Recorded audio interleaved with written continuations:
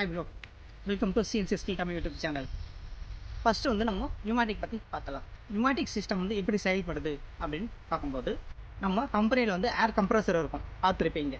அந்த ஏர் கம்ப்ரஸரில் ஏரை அடைச்சி வச்சு அந்த ஓஸ் பைப் வழியாக கொண்டு போய் ஒரு சிஸ்டத்தை ஃபங்க்ஷன் பண்ண வைக்கிறது தான் நியூமேட்டிக் சிஸ்டம் அப்படின்னு சொல்லுவோம். நம்ம சிஎன்சி டர்னிங் மிஷினில் எந்த ஒரு ஃபங்க்ஷன் பண்ண வைக்க போகிறோம் அப்படின்றது சொல்லிடுறேன் பார்த்துக்கோங்க. நம்ம சிஎன்சி டர்னிங் மிஷினில் ஒரு பார்ட்டை கிளாம்ப் பண்ணுறதுக்கு டீக்ளாம்ப் பண்ணுறதுக்கு நம்ம இந்த நியூமேட்டிக் சிஸ்டம் பயன்படுத்த போகிறோம். இந்த நியூமேட்டிக் சிஸ்டோடைய ஸ்ட்ரென்த் எப்படி இருக்கும் அப்படின்னு பார்க்கும்போது கொஞ்சம் கம்மியாக தான் இருக்கும். ரொம்ப ஸ்ட்ரென்த்தாக இருக்காது, ஸ்ட்ரென்த் வந்து கம்மியாக தான் இருக்கும். இந்த நியூமேட்டிக் சிஸ்டம் வந்து நம்ம எப்படிப்பட்ட பாட்டுக்கு வந்து டர்னிங் மிஷினில் யூஸ் பண்ணுவாங்க அப்படின்னு பார்க்கும்போது பாட்டு வந்து கொஞ்சம் சின்ன பாட்டாக இருக்கணும். அதே போல் கொஞ்சம் வெயிட் கம்மியான பாட்டு இருக்கும். அப்படிப்பட்ட பாட்டுக்கு தான் நம்ம இந்த நியூமேட்டிக் சிஸ்டம் வந்து நம்ம சிஎன்சி டர்னிங் மிஷினில் கிளாம்பிங் மற்றும் டீக்ளாம்பிங்க்கு பயன்படுத்தலாம்.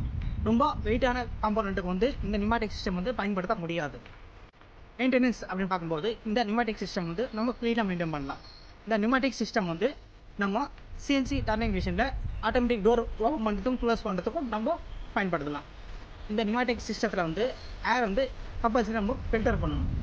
ஓகே வரும், நம்ம அடுத்த வீடியோவில் சந்திப்போம். இந்த வீடியோ பிடிச்சிருந்தேன்னா லைக் பண்ணுங்கள், நம்ம சேனலை சப்ஸ்கிரைப் பண்ணிக்கோங்க.